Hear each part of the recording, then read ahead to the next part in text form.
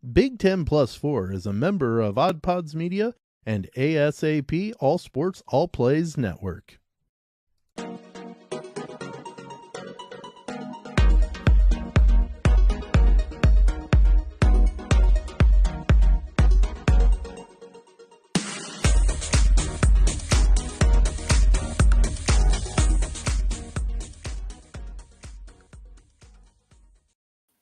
Hello and welcome into another edition of Big 10 Plus 4, college sports with a Midwest perspective, blue collar and blue blood. I'm Dalton Shetler, Sam Sprunger smirking behind the cup over there on your other screen if you're joining us in the visual medium. What you got, Sam? I'm acting like I am Wilson from Home Improvement.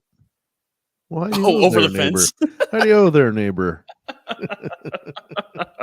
Oh, that's great.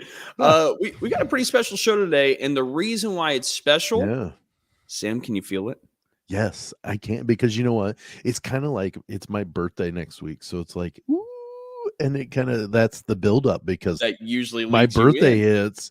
Yes, I had to go back to school as a kid right around, after my birthday, so it bummed me out. But I knew football season was coming. That was the big thing. College football season. Woo! And that's the thing. And besides Sam's birthday, the other thing on the calendar that you look at and you're like, oh, it's time. The Big Ten Media Days. That happened this week. I was able to be down there, Radio Row, able to talk to a lot of people. So what we want to do is recap a lot of what happened at Big Ten Media Days and preview the upcoming Big Ten football season. And go ahead, Sam. Is the Big Ten Media Days, and I hope that maybe at some point Big 10 Plus 4, or whatever our name is down the road, as we go, we might be able to attend, that. But is that similar to like the Radio Row for the Super Bowl, just at a smaller scale then? Yes, I would say so. Radio Row is always an interesting place. A lot of times you've gotten to know a lot of the people over the years, so you see a lot of the same characters, but it's its own environment. Radio Row is, and all the guests kind of filtering in and out and everything. I'd say there's less sponsored or endorsed. I was going to say that interviews. Minus the sponsoring, they're doing interviews simply to sell something. These guys are there because they kind of have to be. Correct. And so they're just making their way around to everybody that wants to talk or whatever. So you just see one forced player or coach pick up from one table, move to the next, and just kind of move down Radio Row. But yeah, no, it's its own experience. And then, of course, they have the podium stuff. There was a lot that kind of happened over this, and we'll go through some of that. One thing that stuck out to me, Sam, there wasn't as much talk as I figured on USC and UCLA. There was some talk. It was a point, but I thought when Commissioner Kevin Warren was at the stand to start off the Big Ten Media Days, that was going to be brought up. And I think it was brought up a couple of times, but I don't know if you've ever paid attention to Big Ten Commissioner Kevin Warren. And by paying attention, I mean like really listen to how he answers questions, but he's very good at going his way. Deflecting. Yes. He's very good at taking a question and giving the answer he wants to give. And so we had a lot of that. Not as much about the USC and UCLA joining the Big Ten in 2024. But we did talk a little bit with the Peach Bowl CEO, Gary Stokan, about conference realignment, playoff expansion. And he was very honest that right now, he goes, look, the world just kind of sits and waits on Notre Dame, like we've been talking about, Sam. Yeah. Well, first off, I didn't realize representatives from bowl games went to media days for the conferences. They do. And not all of them do, but some do. And the Peach Bowl is like, out of all the bowl games, I've seen the Peach Bowl, and part of it is Michigan State was in the bowl game last year for the Peach Bowl against Pittsburgh. But Gary Stokan is on every campus 365 days a year. Like, I've seen that guy everywhere. No kidding. Well, he wants to make sure to get the Peach Bowl word out, I guess. But it doesn't surprise me. But like all of the information, are we still waiting for the other dominoes to fall until Notre Dame, or are conferences, or let's say the Big Ten, they want to add some more teams and they want Notre Dame in there? but they get to the point where it's like, look, we can't wait, or we don't want to wait and miss out on these other teams or these other schools. Is there a point where they give Notre Dame kind of you need to join now or we're moving? Or is Notre Dame that big of a needle mover that it's critical to get them?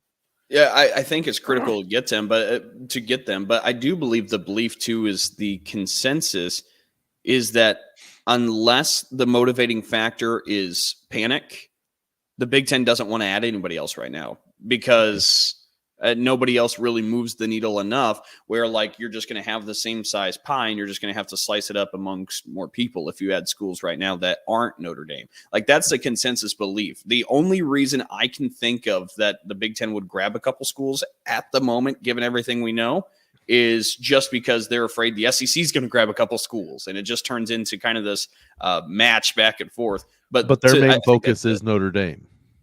Everybody's main focus right now. I think Notre Dame could be the key to ACC survival.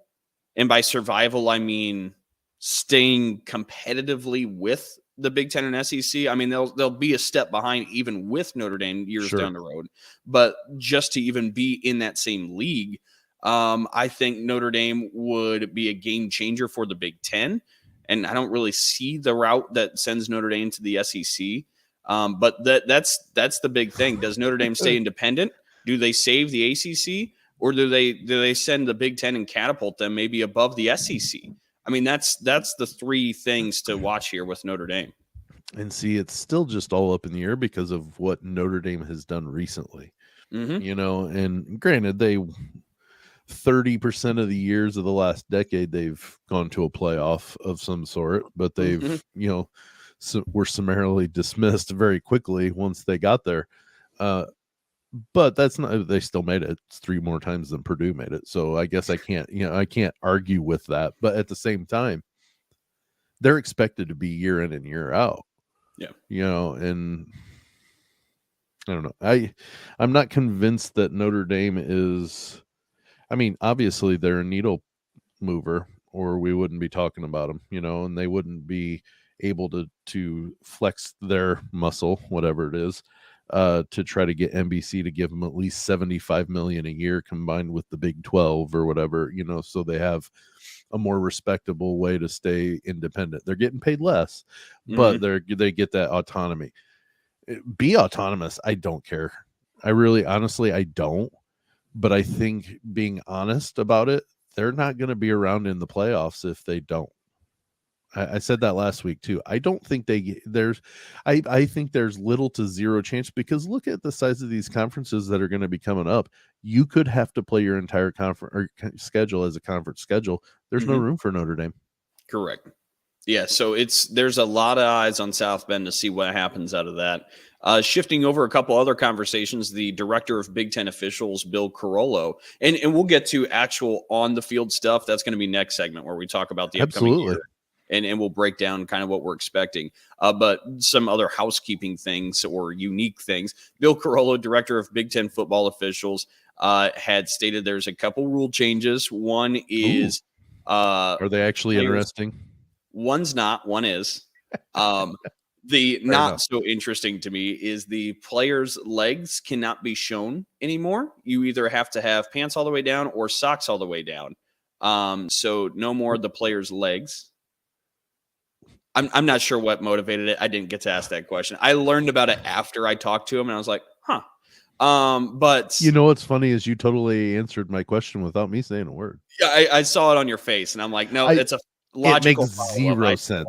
It makes zero sense, but whatever. I did learn some things though. Like one is speaking with equipment and whatnot.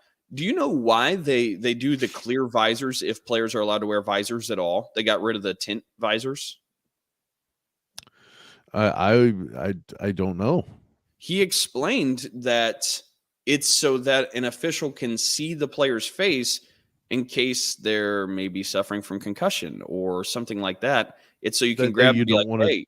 You don't want to take the helmet off because of a potential head injury. So that you know what? That makes a ton of sense. A ton of sense. Yeah.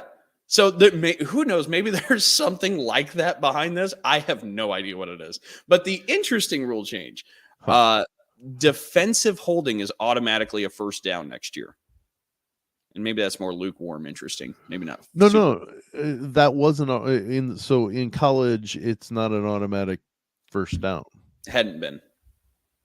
Okay, because in the NFL it is. It's a 5-yard automatic first down. So before it was just a 5-yard and that was it. If it didn't get you the first down, tough. Play the down over. The other thing that came up in conversation, somebody down there, my partner down there, had asked about faking injuries and how that's been a thing in college football. I mean, You look to the sideline, you can see coaches kind of waving down, and a player who had no contact on the previous play just drops to the turf. Like, I mean, it's been a thing a little bit, and it's kind of a hard area to operate, right? Because what are you laughing at? Some of these players, they choose to do this, are horrible actors. It's true. But some of the conversation is, how do you legislate this? How do you officiate this? Because if somebody's hurt, you can't really, it's not something that you can have any margin of error with. If somebody says they're hurt, like, you have to take that serious, because on the other end, if they are hurt and they're acting like they're not or whatever, like, that's a big no-no. And especially as we continue to try and shape the health of the game and help out student athletes and how banged up football makes them.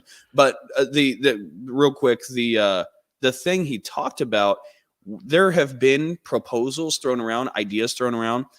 Do you punish that player where he can't get in the rest of the drive? Is the player out for the half? Like, just tossing ideas out there and seeing. And he goes, but the common theme and the flaw is the punishment always goes on the player. And the player doesn't want to do that. The player's being directed by the coach. And there's no proposal or idea at the moment that puts the accountability on the coach, not on the player. And so trying to find out how to make that a thing. Do you take a timeout away from a coach?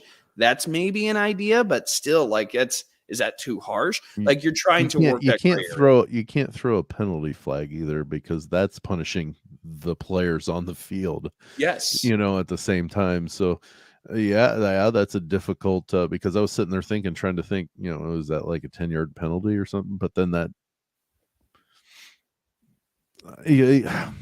because even if the player did want to, fake an injury, he's still not the coach. So the coach is the one that ultimately it falls back on.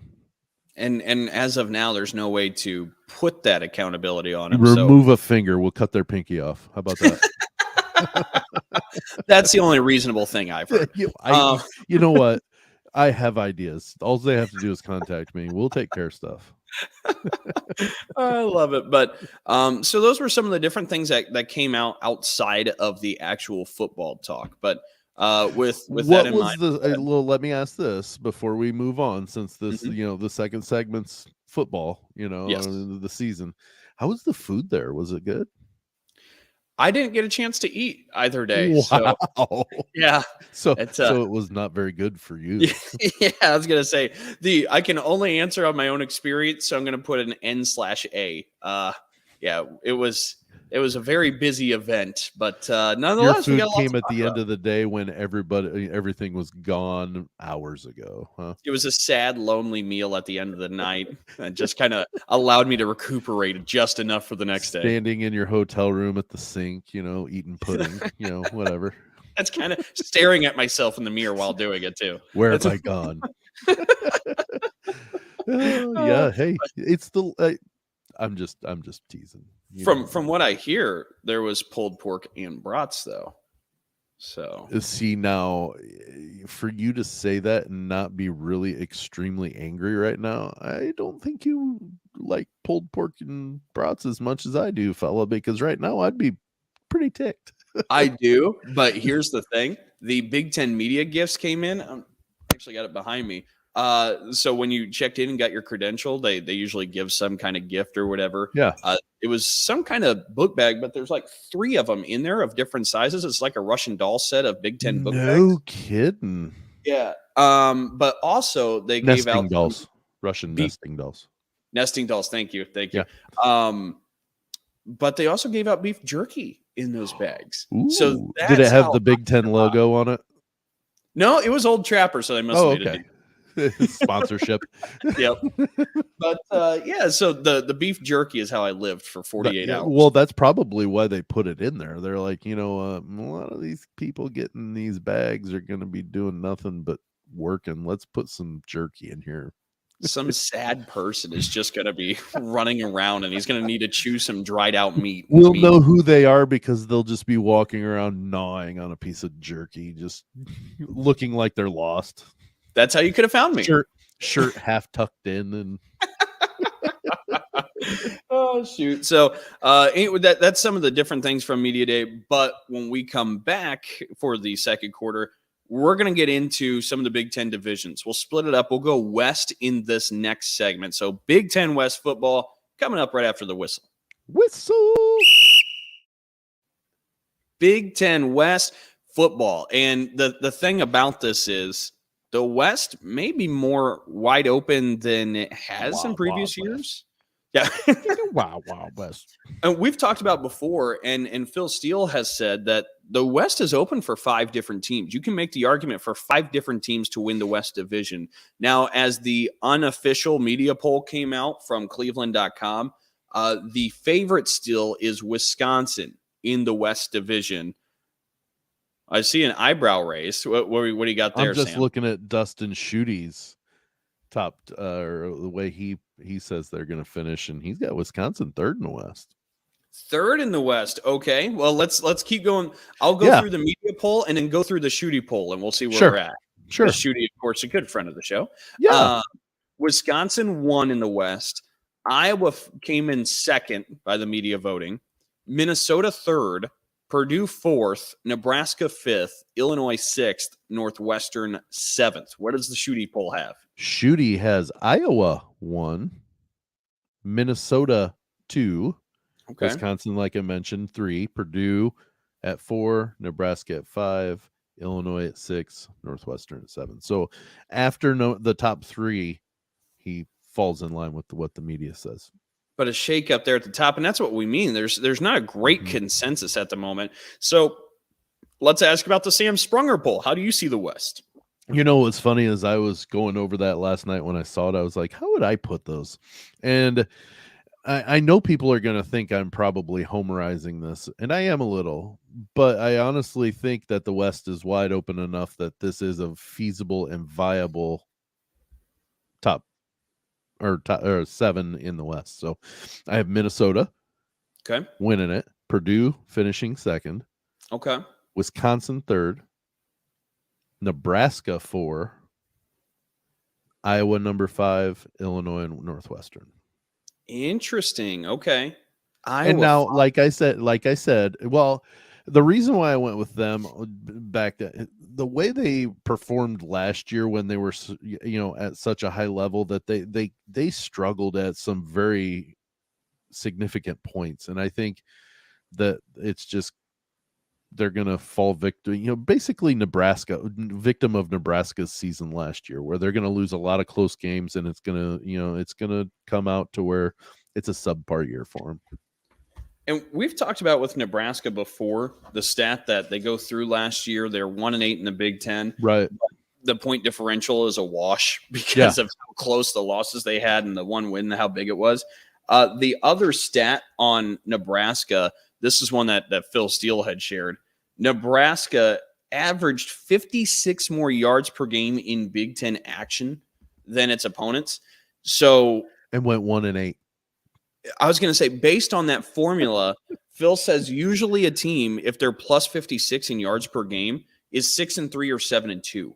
That's normally how that equates. Nebraska 1-8. So they were, again, it's just trying to show you that they were right there. They just didn't finish games. So Nebraska is really going to be interesting to watch. And, of course, they got a new quarterback. Adrian Martinez has gone to Kansas State. Now you bring in Casey Thompson, the Texas transfer, and maybe that can kind of revitalize that Nebraska offense. But it's interesting to me. to see how the Cornhuskers do. All of these teams have flaws. Right now with Wisconsin and Iowa, a lot of the question centers around quarterback play. Wisconsin, we saw Graham Mertz in his first game only have one incompletion. We're like, oh my gosh, what is going on? and then it's kind of went downhill since. And so can he even that out? Because Wisconsin has the best backfield maybe in the Big Ten. I mean, I certainly would put that up there with Braylon Allen. Do the great running backs just go to Wisconsin? Yes. Like it's because all the other greats have gone there. Like think about the amount of running backs that have gone through just Wisconsin in our recent history. Jonathan Taylor. Yeah, he's the best, in my opinion, the best running back in the NFL. Like he's just a monster. But Wisconsin, Ron Dane, Wisconsin. Yep. You know, I mean, Melvin Gordon. Wisconsin. That's what I was trying to think of. Thank you. Gosh, I could not come up with it. Thank you. So, I mean, like all these big name running backs, or a lot of these big name running backs, there's a good chance they went to Wisconsin, you know, and I guess you give a tip to the cap to Barry Alvarez, because he kind of started that kind of, you know, program in Wisconsin. I can remember Wisconsin being a dumpster fire like Purdue was every year when they had the regular generic block W on their helmet. And then I can remember when they got the streamlined one. Whew. I tell you what, that was one thing I wanted to say last week. I forgot. One of the alternate helmets that I would definitely put on the list is the reverse Wisconsin helmet, the red one with the white W. I love that design. It's a clean look. Yeah. It is a clean look. Yeah. But anyways, I digress. But it's just Wisconsin running backs. My goodness gracious. It's an incredible group that they got. So I don't know, when I look at the West, and now I really fear for it because we kind of agree at the top. I thought it was going to be a little bit more edgier, but I like Minnesota to win the West if I have to pick, and it's based on experience. Yeah. You bring back Tanner Morgan in his 6th year. You got Mo Ibrahim back. You got Trey Potts back. You got Mariano Marin back at linebacker. Like, you have so many experienced veteran pieces on that Minnesota team where when you're still asking questions about key positions, like at Wisconsin and Iowa with Spencer Petras at quarterback. I'm going to lose a little bit of confidence. And does that mean that Iowa and Wisconsin and Graham Mertz and Spencer Petras can't play up to a level that brings them to a championship? No, they absolutely could. But if I got to chalk this at the end of July, I'm going to ride the experience right now with Minnesota. I have Wisconsin 2. So I got Wisconsin sitting at 2nd. I want to go Nebraska 3rd, Iowa 4th, and I'm sorry, Purdue 5th. No, here's the thing, and Dustin even said it in his tweet. He says, I reserve the right to change this 48 times before opening kickoff. Ditto. But like, I totally get it. Everything you just said was completely feasible, but at the same time, you honestly you found mine interesting, but you went, oh, okay, it could happen that way.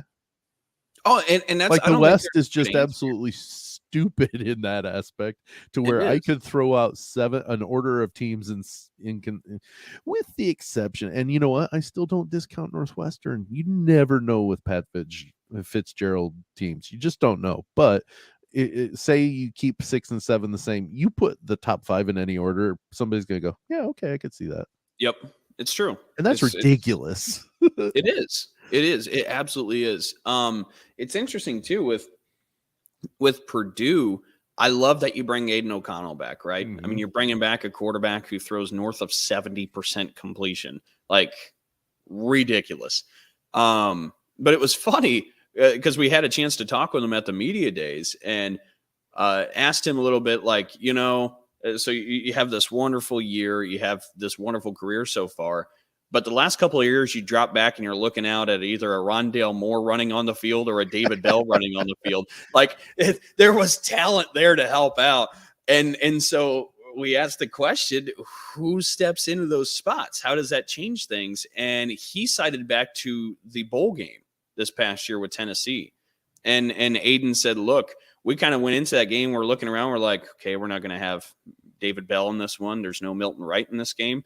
okay, this is kind of what it looks like next year. Like this is kind of how it's going to be. And he goes, So so if we that's the look at case, geesh. and they scored 48 points in the overtime win against Tennessee, 48-45.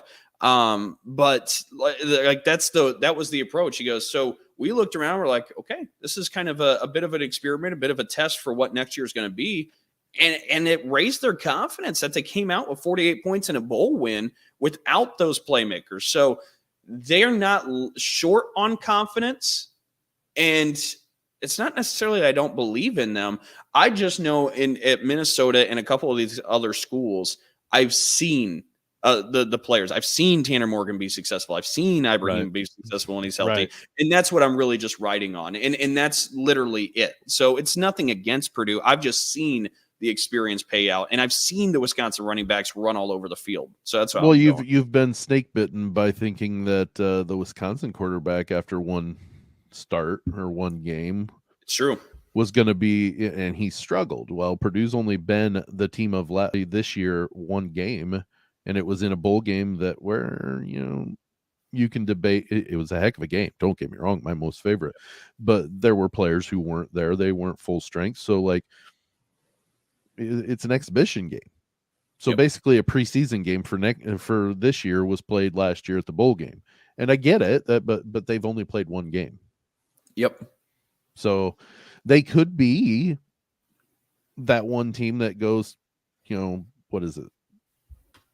5-1 in the West. You know what though? Or they go 3-3, Here's something important, too, that we need to talk about, especially when we talk with Purdue. And why don't we do this for all the teams? Sure. The schedule. Because I think Purdue's schedule lines up a lot better than some of these other teams. Yeah. Well, that honestly, Dalton, that was part of the reason why I said Purdue would finish higher up in the West than what I would normally, because their schedule plays out for them. So, obviously, we're talking West teams here. Purdue's 3 East games, the crossover games, they have Penn State at home. That's not easy, but you're going to get somebody from the East, right? Like the beasts of the East, Ohio State, Michigan, Penn State, like that's more than half of the division. You're going to have to play one of them. Right. Chances are. Yeah, right. So you get Penn State at home. You're at Maryland, at Indiana. That's for a your good crossover games. Crossovers. That's about as good as you could possibly ask for. The really tough one you get at home. And I don't think at Maryland's a layup, correct, especially with Talia Tungavailoa back and Raheem Jarrett. But I think for what you're asking, that's about as good a scenarios you can get. For what you're expecting from Purdue. So what you're thinking about, okay, that team that played against Tennessee, you're thinking about that team, what you're expecting from them, they should be able to beat Maryland, even though it's at Maryland. That's kind of what I'm gathering, that Maryland's not going to be an easy win, but they should win. Yeah, no, I would agree with that. And if you take a look at those other 4 West contenders, Purdue has 2 of them at home, 2 on the road. At Minnesota, at Wisconsin, but home against Nebraska and home against Iowa. So the Purdue schedule lines up nicely in that aspect. Let's move ahead to Wisconsin for a moment and take a look at the Badgers and how theirs goes. Go ahead. Wisconsin game for Purdue is their hardest one this year. And I only say that because they've got to go to Camp Randall rather than go to Happy Valley. Go to Happy Valley, correct. For Wisconsin, the crossover games, home against Ohio State, home against Maryland, at Michigan State. Ooh, geez. So 2 out of 3 ain't bad. Yeah. So that's how Wisconsin's crossovers look. For the other West contenders, they have Purdue at home, Minnesota at home, but they're at Iowa and at Nebraska. And 4 of the last 5 weeks are those games. Holy cow. They play all 4 of those in 5 weeks? So they get through 7 games. Well, here, let's just do the back half. So they get through 6 games, and then they go to Michigan State, home against Purdue, home against Maryland, at Iowa, at Nebraska, home against Minnesota to finish the year. So the Big Ten West will be determined really probably in that stretch whether Wisconsin wins it or loses it, because those games are all direct indications of how this plays out. Holy cow, that's brutal just for even if everybody's playing a balanced schedule, to where everybody plays everybody. That's a brutal stretch. That is. They come out of that. They may give Ohio State a run in the championship game, which would be a rematch. Which would be a rematch and probably a revenge match for Wisconsin, because they got to go to the shoe, and that's difficult. I'm not saying that they couldn't win, but that's going to be tough. But good Lord, they make it out of that last stretch to end the season. I won't say anybody can't beat Ohio State, but there is a reason why they're double-digit favorites by both Vegas and Phil Steele in every single game they're playing this year.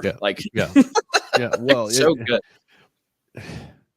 Yeah, I mean, and we talk about how maybe what was it?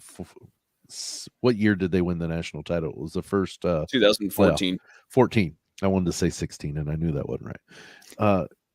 Since then, they haven't won, but good Lord, they're one of the best teams in the country, year in, year out. They have, and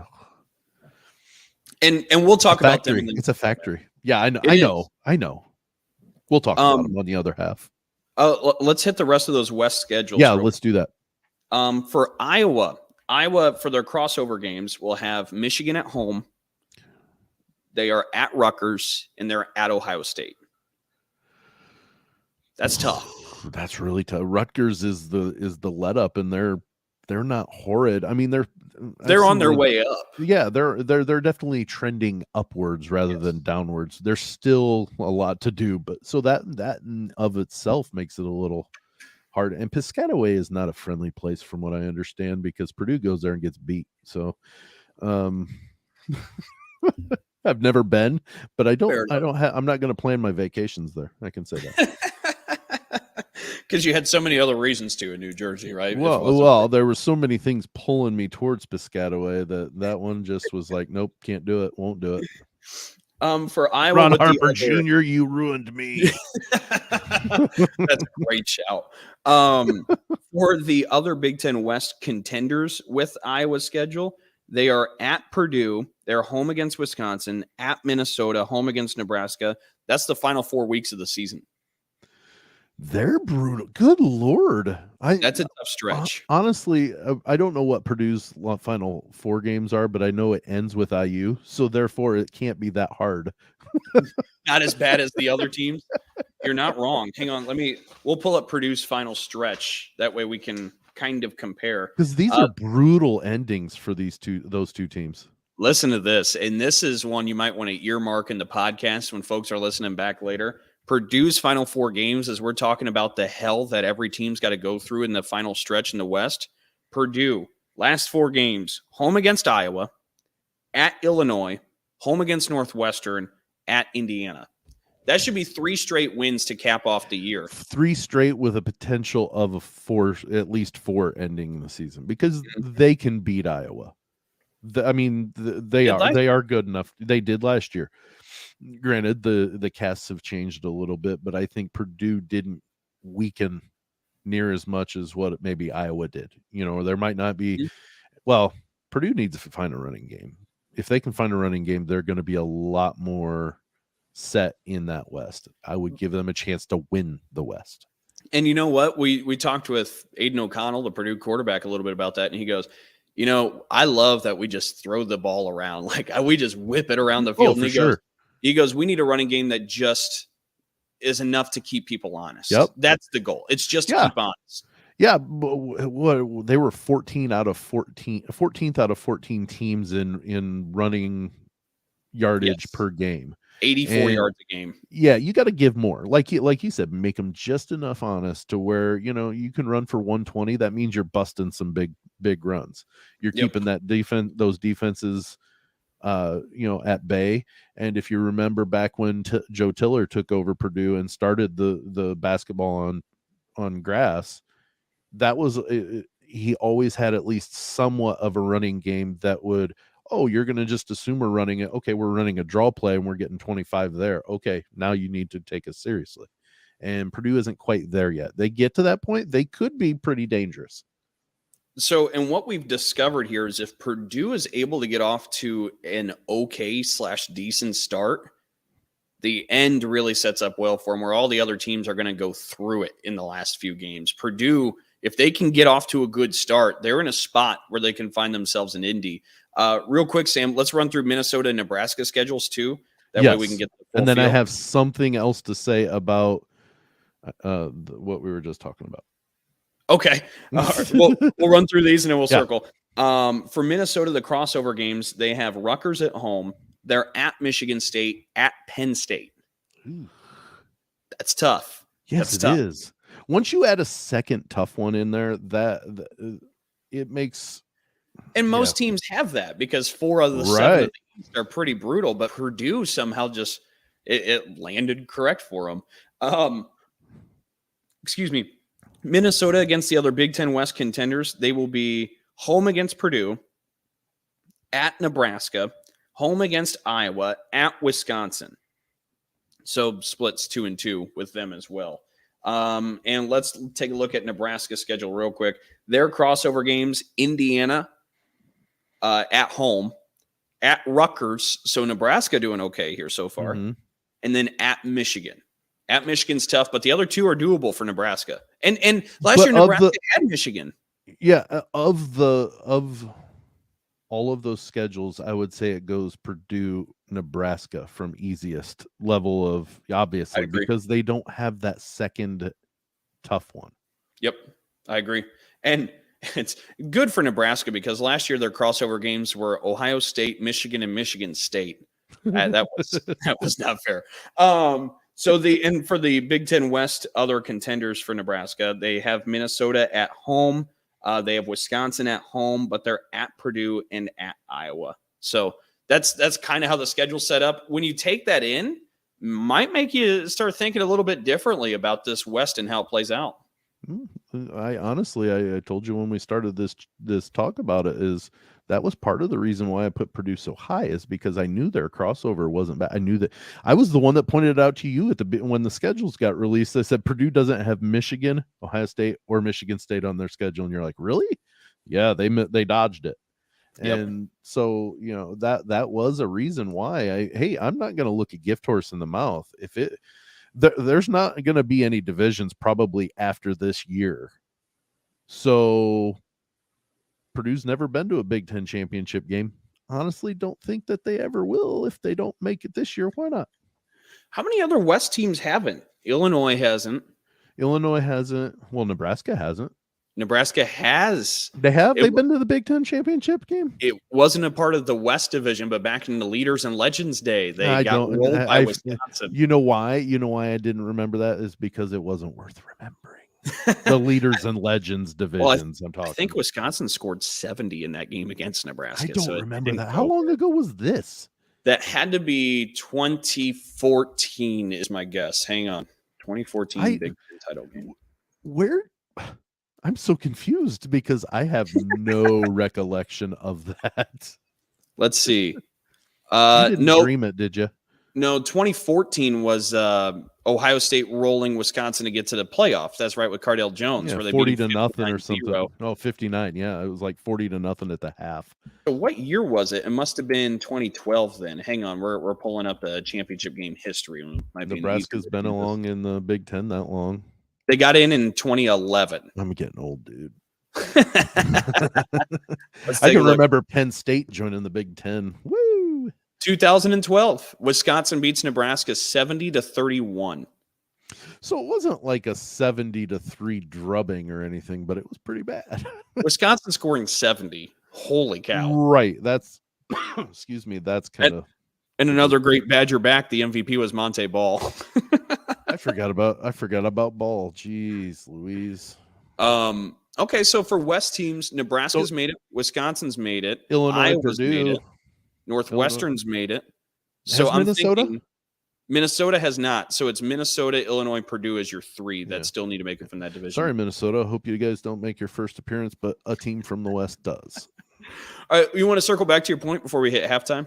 Oh, what I was going to say is if it works out, these brutal schedules for these contenders in the West, if who would have the better chance of beating Ohio State, a beat up Iowa team or a beat up Minnesota team who had to go through this ringer, or a Purdue team that had to go through such a cupcake schedule to end the season? Who would be the one that you would say, okay, they have a better chance? I don't think either one of them will beat Ohio State, so don't take that away. But I'm just saying, which one of those would have a better chance? The thing is, if you were going to beat Ohio State last year, as we've seen, it was you had to run the ball effectively on them, and you had to stay there on the scoreboard with them. Their offense was so potent; it was the number one offense in the country. The only thing you could do was run the ball against them, and that's what Michigan did. Hassan Haskins scoring 5 or 6 touchdowns in that game to beat them in that rivalry at the end of the year. Like, you had to run the football. But now that Ohio State has gotten a new defensive coordinator in, Jim Knowles from Oklahoma State, I'm not exactly sure how it looks. I'm not exactly sure where the weaknesses are. But if they're able to shore up that aspect, I don't really know where the Achilles heel is. And that's kind of the danger heading in. Last year, you kind of knew after week 1, and you saw Mo Ibrahim with, 200 some yards before he got hurt in the third quarter against him to kick off the season. You're like, hey, this is where you get him. This is how you do it if you're going to do it. I don't know where that is now. And if you take a look at the Phil Steele position unit rankings, Phil Steele for Ohio State's defense has the defensive line, the number 5 defensive line unit in the country.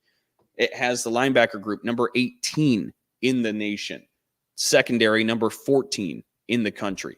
That's not a lot of wiggle room to be able to try and exploit weaknesses. Yeah. And you don't want to dare look at the offensive side. We can do that on the other side of the halftime break, but I was going to say, we're covering Ohio State a little bit here, Dalton. I thought this was a West. All right. We'll get to halftime and then we'll come back to it. How's that? Well, let's say it this way. I'm going to stay on my Boilermaker train, choo-choo, and just say they're going to win the West. Well, even though I didn't have them winning the West, I still think I'm on the same train as you, of thought as you when it comes to Minnesota. I kind of favor them because of that experience they have coming back. Because honestly, that's kind of what wins the West. You know what I mean? The most talent, but also the most seasoned as well. And to answer your question, I don't know what the formula or blueprint is to beat Ohio State this year. So you don't have an answer. Well, if I circle back and I rely kind of a little bit like what last year's formula was, it was beating them with the run. I'd say Wisconsin's your best opponent from the West because you have Braylon Allen and Ches Malusi, and those two combined for over 2,000 yards last year. And even those guys beat up are going to be probably, we don't know yet, but probably better than what Purdue could offer. I would say so. And that's not a knock on my Boilers. No, not at all. But all right. Let's hit the halftime break, come back, and talk some Big Ten East football. Halftime. You are listening to Big Ten Plus 4, hosted on Anchor and StreamYard.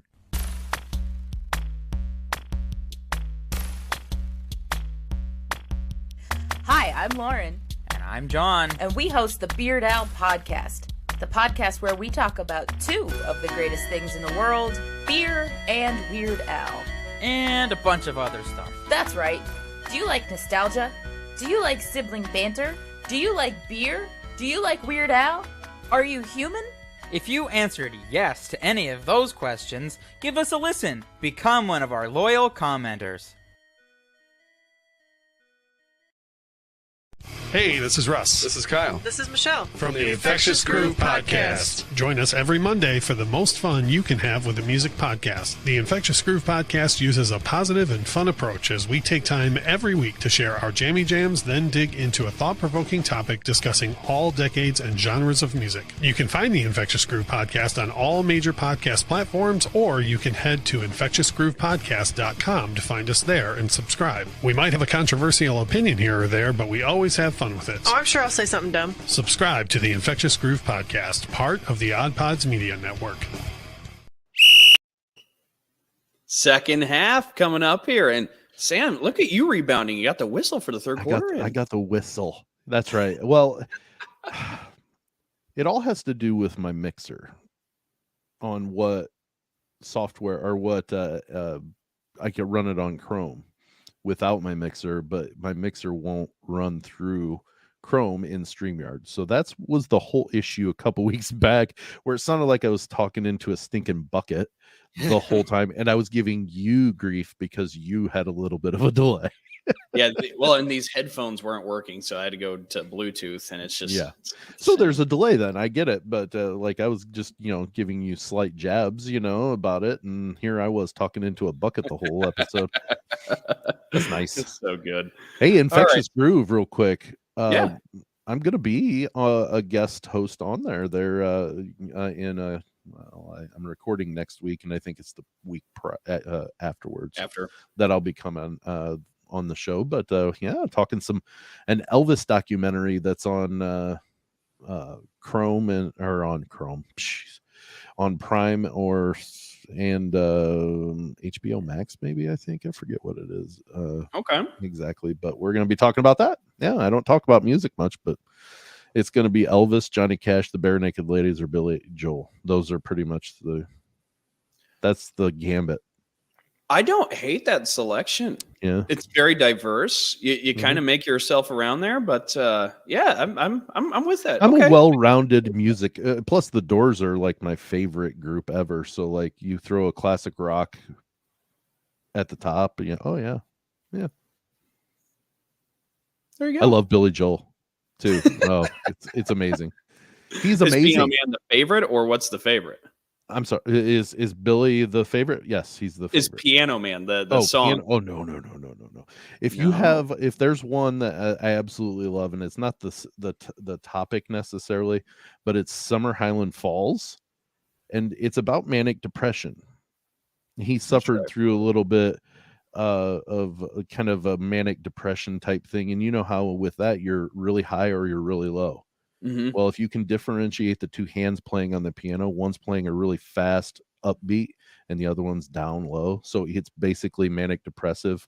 The song is completely from manic depression. Yeah. Plus the words then go on top of it. And he did it on purpose. And he said it's really difficult to do, to play, an upper and a lower at the same time. So you got to really work on it. But it's my favorite song. Oh, interesting. Yeah. So check out Infectious Groove with Sam Sprunger, our very own. Yeah, we're going to be talking a little bit of Elvis. There you go. Yeah. There you go. All right. Anyway, sorry. No, don't be. Shameless plug there, Dalton. Come on. All right, we're going to move to the Big Ten East. We've been talking a lot of Big Ten West in the last segment because the West is maybe the most interesting, where I feel like the East has many less questions to be worked out. In fairness, Dalton. Uh-huh. The last segment was the West segment, so that's why we talked a lot about the West. That would be accurate. Yeah. Oh, shoot. All right, so as we look at the media poll by Cleveland.com, for the East Division, the media, as you might guess, has Ohio State winning it. The media really? likes... Should we break this news? I think so. We might be the first. The media likes Michigan number 2, Penn State number 3, Michigan State number 4, Maryland 5, Rutgers 6th, and Indiana 7th. That's how that shakes out. It's not far off from Dustin Shooties. And I don't think, if I look at this media poll from Cleveland.com, yet there is not a single media vote that didn't have Ohio State winning the Big Ten championship. It was completely consensus across the board. Ohio State beats whoever they play in the West. That's where they kind of separated, but everybody likes the Buckeyes to move on and then go to the playoff. There's no shock there.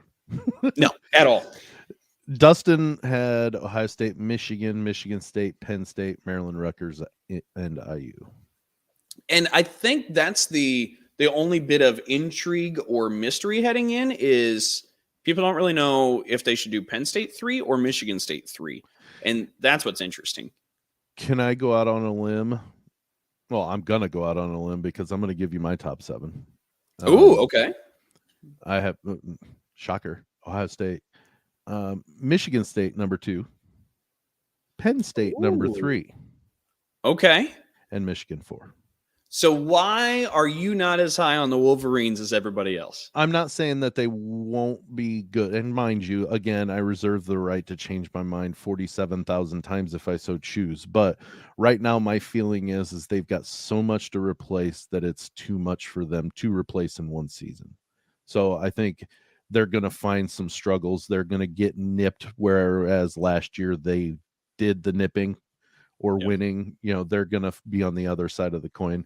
On a couple of those situations, and they're going to end up with 3 or 4 losses, and it's going to be enough to put them 4th underneath Michigan State and Penn State, and obviously Ohio State.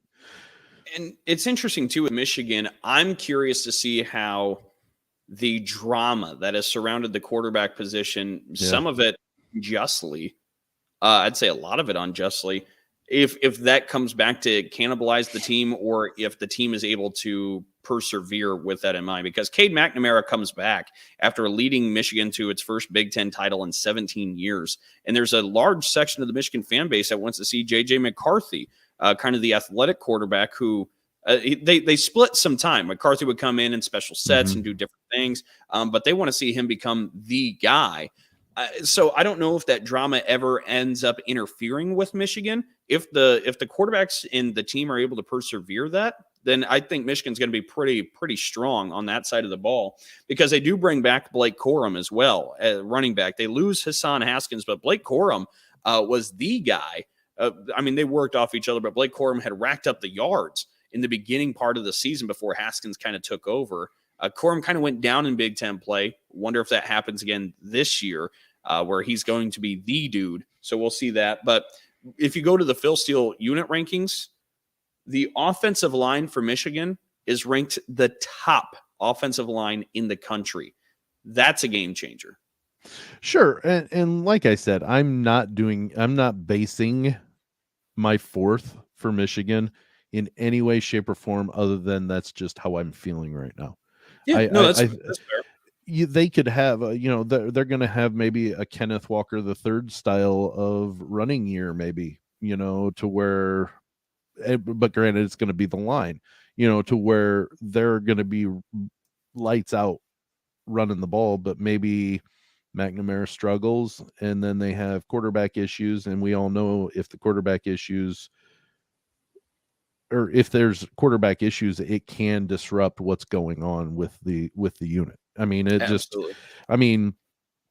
If they can't figure that out, then I might be closer to right than people saying they're going to finish 2nd, maybe beat Ohio State. I don't. Of course, I don't know many people that are saying they think Michigan can get 2 in a row. Well, are there many teams that people would say they're going to get 2 in a row against Ohio State? Seriously? I don't think anybody would say that about anybody from the Big Ten. Like, it would have to be in Alabama. Like, Well, and even then, you're like, well, this year could be the year where I don't know. Michigan's entering, by some publications, top 5 in the country is what their rankings ending up being. Real quick, let's take a look at that schedule. They were Michigan. Number 5 when App State beat them in 2005 too, though, Dalton. 2007. That's what I meant. But you're that guy. Okay. That's what I meant. I knew it was 7. I got married in 05. We could we can relive the App State win. That's one of my favorite football memories. But Michigan's schedule for crossover games from the West, they have Nebraska and Illinois at home. They're at Iowa. So that's how the Michigan schedule lines up. You know what? Getting the crossover schedules from East going West aren't as brutal. It's not nearly as scary. They're not nearly going, maybe we should look at when they play the other teams in their division. Well, so and if we look at the East Division, they have Penn State at home. That's October 15th. Then it's a bye week, and then it's home against Michigan State. So you get 2 of those at home. With a bye week in the middle. Yes. And then, of course, at the end of the year, you go to Columbus, which sounds like a death sentence based on how mad they're going to be about last year. But that part in the middle really helps out Michigan. Yeah, that's fortunate for them. I didn't realize that was part of their schedule. I'm not saying they'll win either one of them or both of them. I'm just saying, that helps at least it helps at least say you have a better chance to split them. Mm-hmm. You know what I mean? If you stumble against Penn State, but you have a couple injuries, you have that bye week to get healthy. And Michigan State comes into town, and there's a better chance than not that they could win that, or they'll win that because they're healthier. They've got a week's rest. Michigan State maybe comes in a little nicked up or whatever. Well, Michigan State's coming off a bye as well. I mean, they knew what they were doing with this schedule. Oh, so there is 2 weeks of smack talk back and forth. Little brother. It is going to be insufferable on twitter.com in the middle of October. It is going to be rough. Just go to the Twitter. But for Michigan State, that's an interesting one too, because the Spartans come in. And by the way, to cap off the Michigan stuff, the special teams unit also ranks #1 in the country, according to Phil Steele. So that's something to keep in mind as we move forward too. They didn't a few years back when they tried to punt the ball when they were getting tackled. Oh, Sam's playing all the hits. This is my delight, man. This is my wheelhouse. But for Michigan State, it's interesting because you don't have Kenneth Walker back this year. And what Kenneth Walker III did was unbelievably special last year. We've talked about that. He won the Doak Walker Award. He's one of the best running backs in all the country. But for Michigan State, the thing that really stands out to me is last year, the team kind of overachieved. And it's not that they were bad, but they won some games that they probably shouldn't have to get to 11-2. Yeah. And you wonder if any of that reality sets in this year and you don't have K9 to kind of erase some of those things. I think it's a really, really great team. 11 wins, though. I'm not sure if Michigan State will grasp that, but I think this is a team that's a solid 9-3. I think that's a very fair mark to put on them. 8-4, 9-3. And you kind of go from there. But that hasn't changed from when we talked about it a couple of months ago. You still feel that that's a pretty solid, accurate evaluation. Call. Yeah. It's and some things. You bring back Peyton Thorne, who's thrown more touchdowns in a single season than any other Michigan State quarterback in history. Mm-hmm. It's better than Kirk Cousins, Connor Cook, the year he put up last year. You bring back Jaden Reed as top target. You got some other players like Malik Carr at tight end, who transferred in from Purdue. He's going to be solid. You got some other good receivers that are going to step up. You have faith, from what we heard, that Jarek Broussard, the Colorado transfer, is going to be a big boost in the running back room. You can't replace K9, but that he'll be able to carry some of that load. Right. Defensively, the front seven looks great. You have Jacob Slade on the interior. He's getting national recognition. The linebacker core ranks 7th in the country, according to Phil Steele's rankings. The secondary is the big one, because the secondary last year was the sore spot for the Spartans. Pass defense, 14th in the Big Ten, 130th in the nation, gave up 325 passing yards a game. Now, they bring back Xavier Henderson. They get a couple of transfers in. Amir Speed comes in from Georgia, and he seems like the tallest man that's ever stepped on a football field when you look at him out there in the secondary. I think he's like a 6'3" corner. Is he like huge. Merton Hanks? You remember Merton Hanks? Real tall, lanky, but oh my goodness, one of the best when he played. So you have some talent back there. It'll be about kind of shoring up that back end. I think Michigan State's going to be in an okay spot. For Michigan State's crossover games, real quick, home against Minnesota and Wisconsin, at Illinois. And for the other East teams, home against Ohio State, but at Michigan and at Penn State. I can tell you one thing.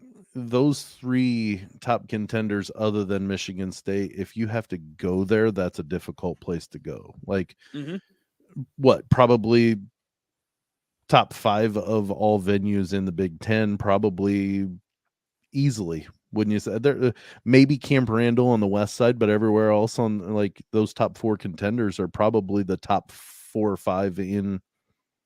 I'd say 5. Wisconsin should be in there. Wisconsin should be in there. And Iowa's not horrible, but it's not as disruptive as what Camp Randall can be, or the other 4 in the East. Whew. Tell you what, that's brutal. Michigan State's got it pretty brutal there with those three. And because that's what, granted, they come off the bye, but they have to play Michigan after the bye. Even though you said it's at is it at Michigan? Is that what you said, or is it at home? So it's at Michigan. So Michigan hosts Michigan State after a bye week. That's tough for Michigan State. Yeah. Oh wow. Yeah, that's hard. Yeah. And that's what, when we talked with Phil Steele, that was one of the first things that he had to say when he goes Michigan State number 4, and you ask why.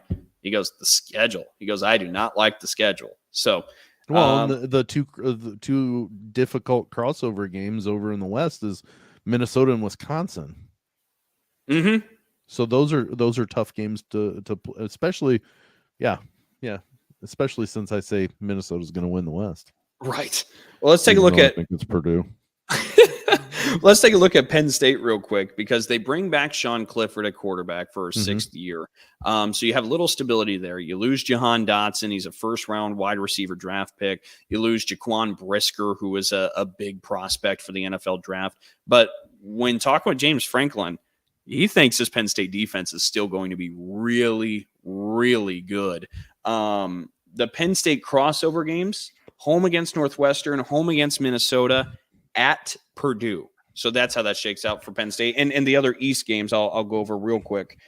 They have Ohio State at home, at Michigan, and home against Michigan State. I would say they have we're all taking this with a grain of salt because we think Ohio State's going to probably be undefeated on all this. Yep. Take Ohio State out of that. I think Penn State's got the easier track with their crossovers and with their the way they host the other contenders. Yeah, I would agree. So it's still, I don't know. I don't know. I just think Michigan State's going to overperform from what we talked about in the a couple months ago. I think Penn State will be as good as people think they are, but I think Michigan's going to falter a little bit and just having too much to replace. And I'm not banking on it, but I'm saying there's probably a chance there's going to be a little bit of disruption with the quarterback.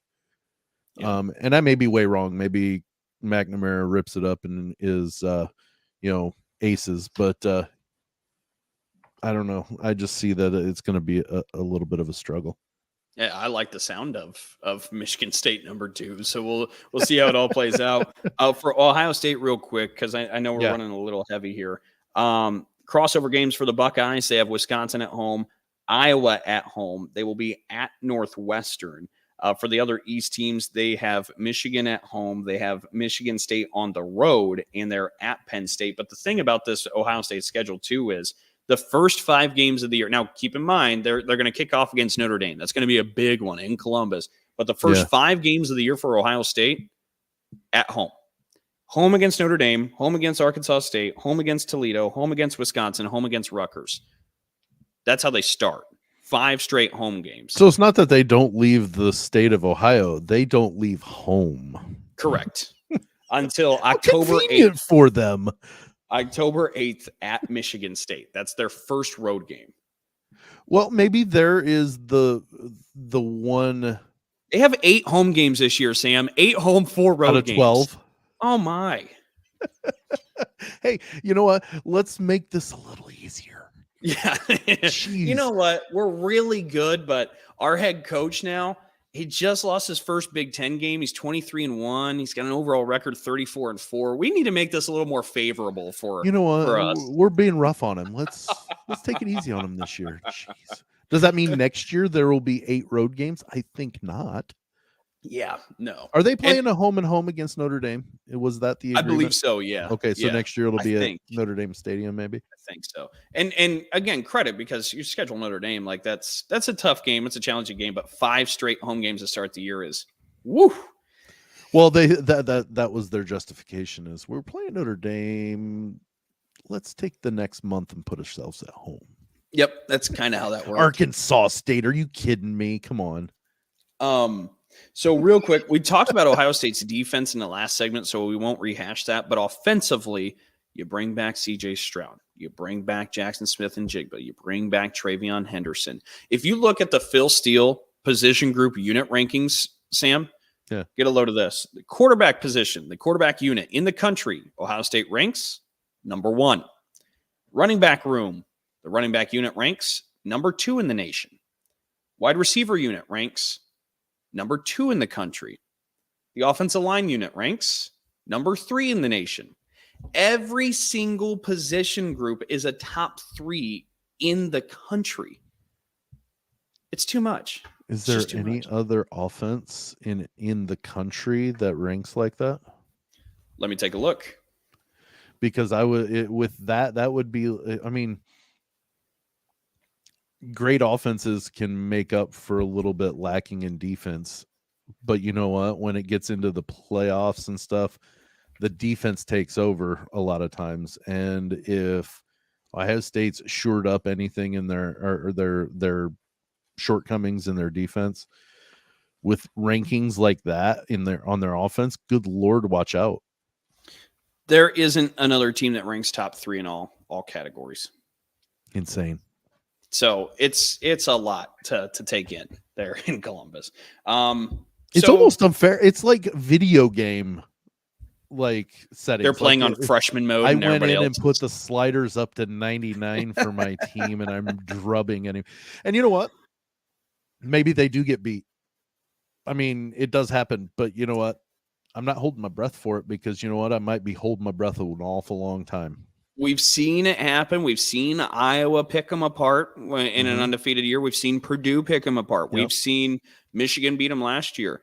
But you nailed it. I would not hold your breath. The talent that sits in Columbus is just simply too much, and it's going to take a lot of things happening just right for Ohio State to collapse, to not just lose a game, but to lose the Big Ten. Like it would all have to connect. Yeah, I did. When I asked you that question, I had no idea of those offensive rankings, and you said that they were brutal in the aspect of that's a really good offense. But it's going to take the perfect storm for Ohio State to lose once. When you lose Chris Olave and Garrett Wilson, you're supposed to hurt. That's supposed to be something you feel. You can't lose 2 first-round receivers and go, hey, Jackson Smith and Jigba, who just caught for 350 yards at the Rose Bowl game. Get in, man. You're number 1 now. And I do believe here comes it was Marvin Harrison Jr. and everybody 2 else. top 11 picks. They were back-to-back picks, and wasn't it 10 and 11? I think so. Seriously? First round? That's not the 13th, or that's not the 11th pick of the 3rd round. That's the 11th pick and the 10th pick. And they're I don't know that they're going to take much of a downgrade. It's an offense that scored 46 points a game last year, and we're talking about that they are probably on par with that again, or going to be better. Think about this, Dalton. This is an offense that I would say is probably going to be better than what it was last year. And the game I was concerned about again for Ohio State was the Purdue game. I went and shaved at 7-7. I shaved, went in to look at the game, and it was 28-7. It's 10 minutes. So quick. And then Michigan State the next week is down 56-0 at the half. It wasn't quite that bad, but it was bad. It was bad. I mean, it was bad. 6 or 7 touchdowns. I think the first quarter they had 28. Yes. I mean, you just sat there and it felt like an entire game in the first quarter where you're like, oh, okay. It's when it happened to me after I shaved, I rewound it and just watched and went, no. It's so effortless. And it was one of those that Purdue doesn't run the ball well. They had to throw. Ohio State started taking advantage of that and was really good at forcing turnovers. And they put 4 touchdowns in about 10 minutes real time. Yeah. Real time. Not game time. Ridiculous. Real. And we're talking about them being that way again. So I think everybody favorite. Yeah. Us here on the podcast, I think it's even Ohio State being the favorite, including with all the rest of the media. But there's a look at the Big Ten West and East here in this show. I know we went a little heavy, so we'll break real quick, come back with the 4th quarter, and get our headlines before we say goodbye. Fourth quarter headlines, Sam Sprunger and the Sam Sentinel. What stands out to you? Well, I've got to take the overlay off so I can blow us up here. Here, let me filibuster a little bit more while you continue to produce work. This is a part of the show, if you're new to the program, where we go ahead and pick something that is shame on you, as Sam whispers, that you pick something out that has stood out to you, that maybe caught your fancy throughout the week. So, Sam Sprunger with the Sam Sentinel. What is the headline? I'm going to Nebraska. Okay. Dalton. Going to Nebraska. Nebraska man hits X throwing target from 90 feet for world record. Wow. Yeah. July 27th. This is from UPI.com. It's where I get all my odd news. This is kind of odd. A Nebraska man broke a world record by throwing an axe for 90 feet away at the Cornhusker State Games. Jesse Rude, he's a firefighter. He attempted the Guinness World Record during the opening ceremonies. So it's like an Olympic style ceremonies maybe in Lincoln. And he said that he actually practices and hits the target from over 120 feet away. So wow. It took him 3 times, his third chance. And what he had to do is he had to hit the axe inside the target. He hit the board, but he didn't hit inside the target on one of the other attempts. So he got it just inside. So it registered as a world record. He said he'll probably try it again to extend out the record, but my goodness gracious, I can't even throw an axe. And he's thrown at 90 feet with some accuracy. But Jesse Rude of Nebraska, a Lincoln firefighter. So congratulations. And if I'm dumbfounded. I love ironic or odd headlines, and this one I was like, threw an axe 90 feet. That's like running home to first, and he hit it accurately. Well, I was thinking football terms just because we've talked football. I'm like 30 yards, man. That's a lot. Yeah. That's incredible. I'm amazed by absurd feats, and not taking away for anything from him on this, but it's an absurd feat. Yeah, that is. Yeah, a good absurd feat, but absurd nonetheless. So that's the Sam good. Sentinel. Whoops, wrong. There we go. The Dalton Daily. We're ready to go. So my headline, it's going to be short and sweet, but Camp Randall, we've referenced Camp Randall a couple times, Camp Randall Stadium up there in Madison, Wisconsin, home of the jump around. It's getting another name attached to the environment, the scenery there in Madison, Wisconsin. And that's one I didn't know about until the Big Ten Media Days when Kevin Warren had announced it. The field at Camp Randall Stadium will be named after Barry Alvarez, of course, head coach for Wisconsin. And as you said earlier, he absolutely changed the program back in the 90s. And he took the podium when he first started as the head coach was introduced for a really bad Wisconsin program and said, buy your season tickets now because you're not going to be able to before long. And he made good on every ounce of that word, completely reinvigorated the Wisconsin program. And it still is one of the powerhouses in the Big Ten because of the work he laid, the foundation he laid 3 decades ago. But it's being tributed, saluted at Camp Randall Stadium. It'll be Barry Alvarez Field. Thought it was a great honor, well-deserved, and a good way to pay respect to a Big Ten legend. Yeah, Barry Alvarez. I mean, I mentioned him earlier. That's a true thing. Like they were a dumpster fire. Yep. Along with Purdue and others. I won't drag other teams in it, but Wisconsin was the drag. Like that was the game on the schedule when I was growing up. I'm like, ooh, we could win that one.